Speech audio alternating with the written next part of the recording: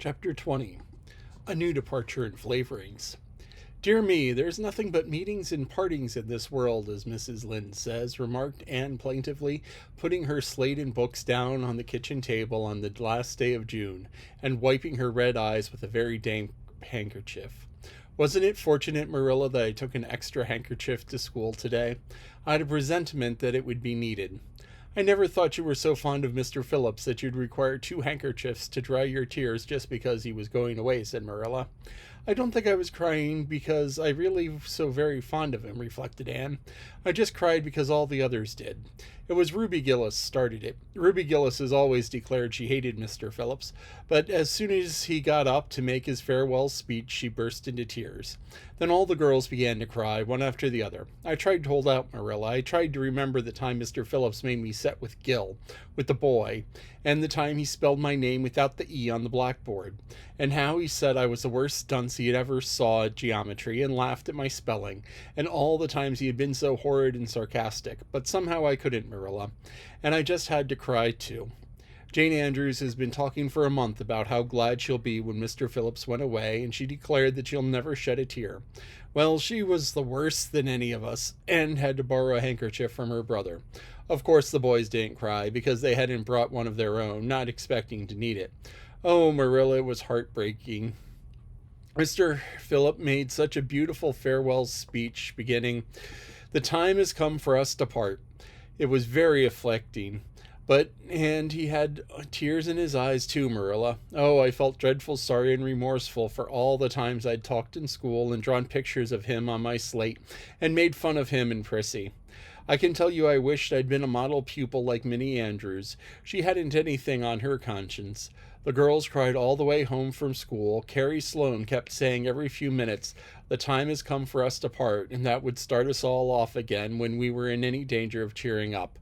I do feel dreadfully sad, Marilla, but one can't feel quite as sad in the depths of despair with 2 months' vacation before them, can they, Marilla?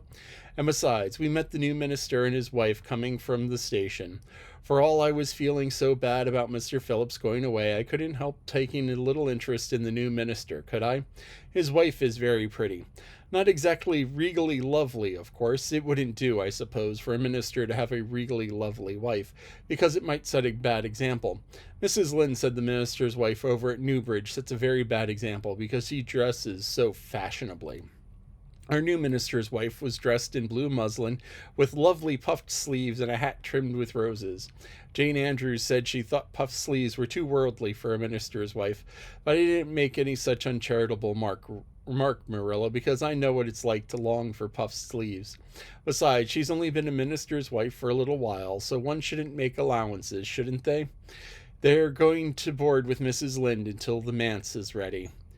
If Marilla, in going down to Mrs. Lynde's that evening, was actuated by any motive save her avowed one of returning the quilting frame she had borrowed the preceding winter, it was an amiable weakness shared by most of the Avonlea people. Many a thing Mrs. Lynde had lent, sometimes never expecting to see it again, came home that night in charge of the borrowers thereof. A new minister, moreover, a minister with a wife, was a subject of a lawful object of curiosity in a quiet little country settlement where sensations were few and far between. Old Mr. Bentley, the minister whom Anne had found lacking in imagination, had been pastor of Avonlea for 18 years. He was a widower when he came and a widower when he remained, despite the fact that gossip regularly married him to this, that, or the other every other year of his sojourn. And the preceding February he resigned his charge and departed amid the regrets of his people, most of whom had an affection born of long intercourse from their good old minister, in spite of his shortcomings as an orator. Since then, the Avonlea church had enjoyed a variety of religious dissipation in listening to the many and various candidates and supplies who came Sunday after Sunday to preach on trial. These stood or fell by the judgment of the fathers and the mothers in Israel, but a small, red-haired girl who sat meekly in the corner of the old Cuthbert pew also had her opinions about them and discussed the same in full with Matthew Marilla, always declining from principle to criticize ministers in any shape or form. "I don't think Mr. Smith would have done, Matthew," was Anne's final summing up. "Mrs. Lynde said his delivery was so poor, but I think his worst fault was just like Mr. Bentley's. He had no imagination. And Mr. Terry had too much. He let it run away with him, just as I did mine in the matter of the haunted wood. Besides, Mrs. Lynde says his theology wasn't sound. Mrs. Gresham was a very good man and a very religious man, but he told too many funny stories and made the people laugh in church. He was so undignified, and you must have some dignity about a minister, mustn't you, Matthew? I thought Mr. Marshall was decidedly attractive, but Mrs. Lynde said he isn't married or even engaged, because she made special inquiries about him, and she says it would never do to have a young unmarried minister in Avonlea, because he might marry in the congregation, and that would make trouble. Mrs. Lynde is a very far-seeing woman, isn't she, Matthew? I'm very glad they found Mr. Allen. I liked him because his sermon was interesting, and he prayed as if he meant it, and not just as if he did it because he was in the habit of it. Mrs. Lynde said he isn't perfect, but she says she supposes we couldn't expect a perfect minister for $750 a year. And anyhow, his theology is sound because she questioned him thoroughly on all the points of doctrine. And she knows his wife's people, and they're the most respectable, and the good women are all housekeepers. Mrs. Lynde says that sound doctrine in a man and good housekeeping in the woman make an ideal combination for a minister's family. The new minister and his wife were a young, pleasant-faced couple, still on their honeymoon, and full of all good and beautiful enthusiasm for their chosen life work. Avonlea opened its heart to them from the start. Old and young, like the frank, cheerful young man with his high ideals and the bright, gentle lady who assured the mistressship of the manse. With Mrs. Allen Ann, who fell promptly and wholeheartedly in love, she discovered another kindred spirit.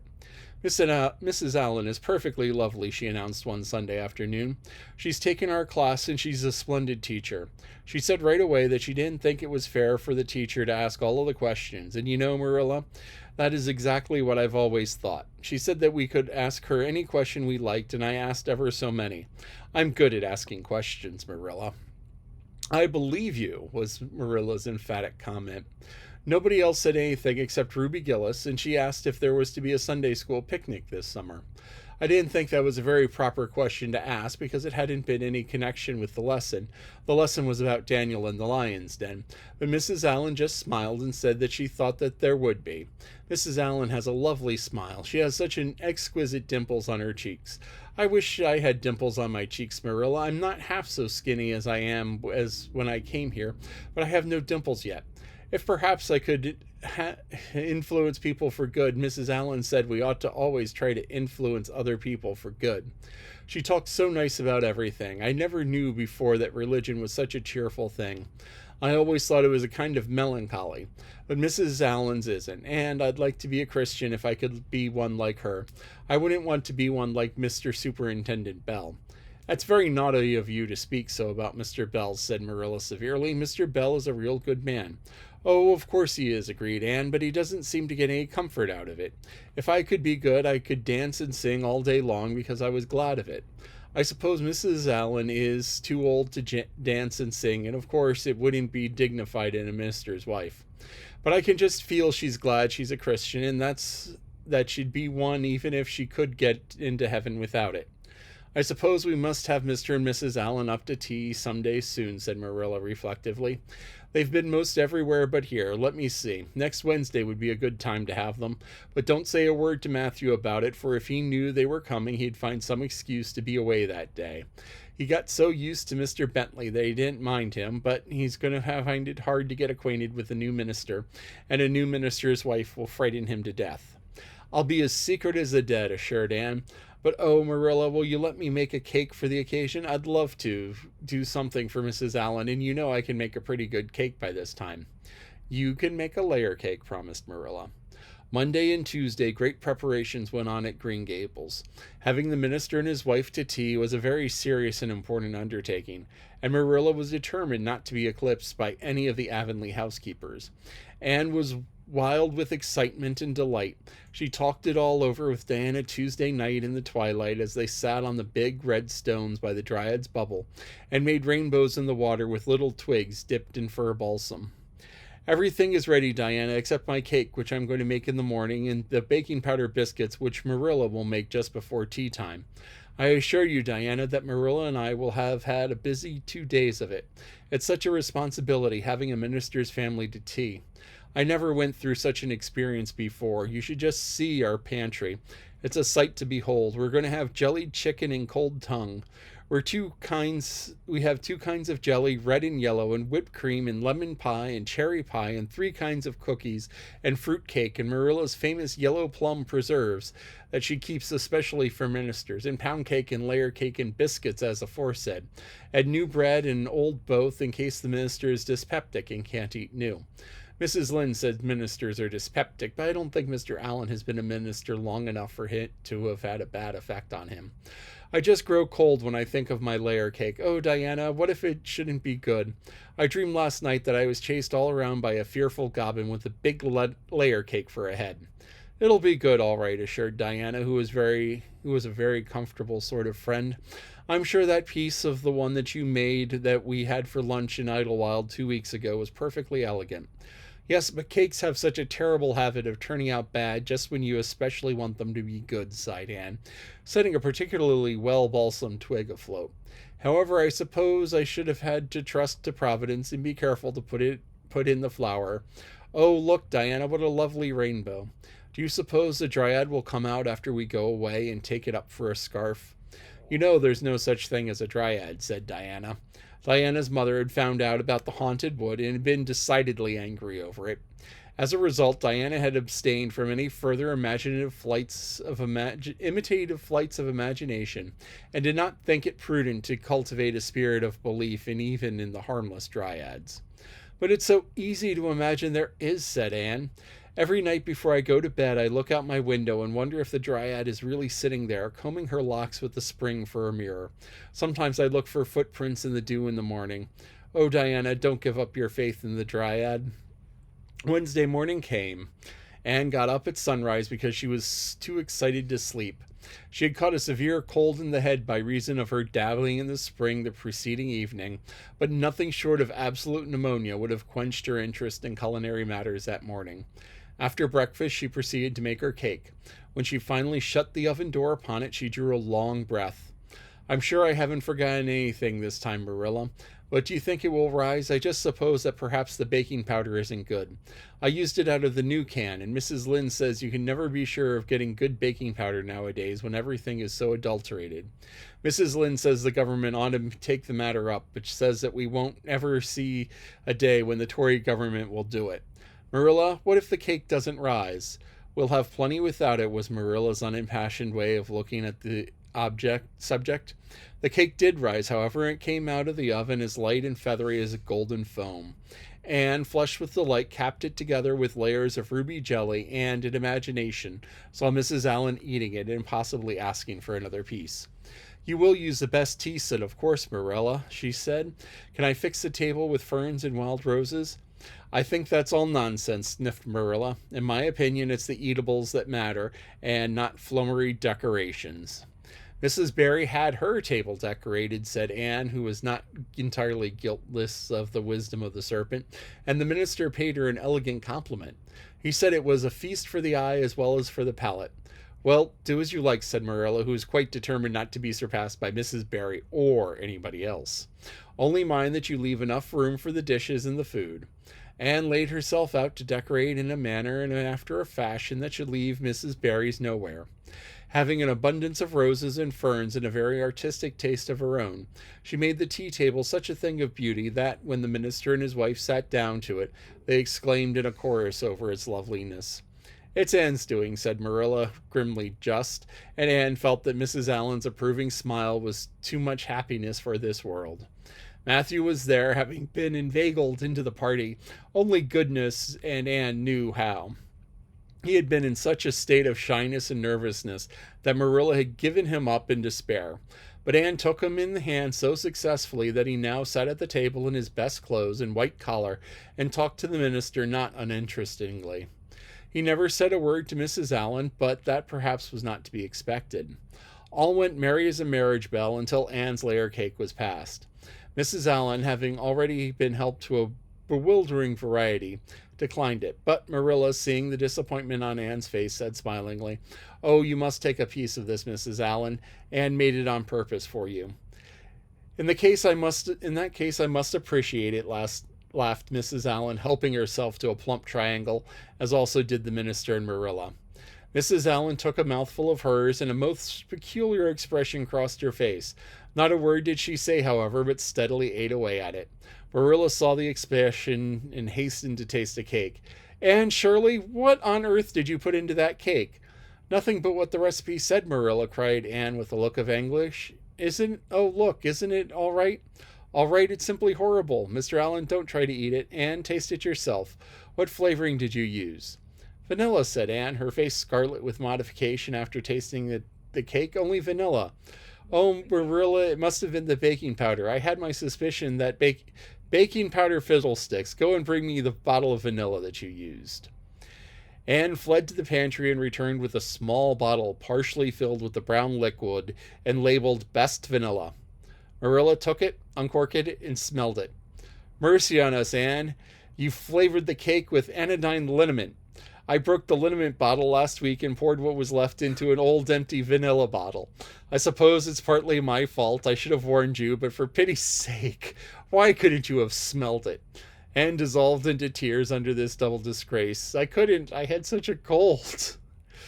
And with this she fairly fled into the gable chamber, where she cast herself on the bed and wept as one who refuses to be comforted. Presently a light step sounded on the stair and somebody entered the room. "Oh, Marilla," sobbed Anne, without looking up, "I'm disgraced forever. I shall never be able to live this down. It will get out. Things will always do get out in Avonlea. Diana will ask me how my cake turned out, and I shall have to tell her the truth. I shall always be pointed at as the girl who flavored a cake with anodyne liniment. Gil, the boys at school will never get over laughing at it. Oh, Marilla, if you have a spark of Christian pity, don't tell me that I must go down and wash the dishes after this. I'll wash them when the minister and his wife are gone, but I can't ever look Mrs. Allen in the face again. Perhaps she'll think I tried to poison her. Mrs. Lynde says that she knows an orphan girl who tried to poison her benefactor. But the liniment isn't poisonous. It's not meant to be taken internally. It's meant to be taken internally, although not in cakes. Won't you tell Mrs. Allen so, Marilla?" "Suppose you jump up and tell her so yourself," said a merry voice. Anne flew up to find Mrs. Allen standing by her bed, surveying her with laughing eyes. "My dear little girl, you mustn't cry like this," she said, genuinely disturbed by Anne's tragic face. "Why, it's just such a funny mistake that anybody could make." "Oh, no, it takes me to make such a mistake," said Anne forlornly. "And I wanted to have the cake so nice for you, Mrs. Allen." "Yes, I know, dear, and I assure you I appreciate your kindness and thoughtfulness just as much as if it had turned out all right. Now you mustn't cry any more, but come down with me and show me your flower garden. Miss Cuthbert tells me that you have a little plot all of your own. I want to see it, for I'm very much interested in flowers." Anne permitted herself to be led down and comforted, reflecting that it was really providential that Mrs. Allen was a kindred spirit. Nothing more was said about the liniment cake, and when the guests went away, Anne found that she had enjoyed the evening more than she could have expected, considering that terrible incident. Nevertheless, she sighed deeply. "Marilla, isn't it nice to think that tomorrow is a new day with no mistakes in it yet?" "I'll warrant you'll make plenty in it," said Marilla. "I never saw you beat for making mistakes, Anne." "Yes, and I know it," admitted Anne mournfully. "But you have never noticed that anything encouraging thing about me, Marilla? I'd never make the same mistake twice." "I don't know as that's much benefit when you're always making new ones." "Oh, don't you see, Marilla? There must be a limit to the mistakes that one person can make, and when I get to the end of them, I'll be through with them. That's a very comforting thought." "Well, you'd better go and give that cake to the pigs," said Marilla. "It isn't fit for any human to eat, not even Jerry Bout."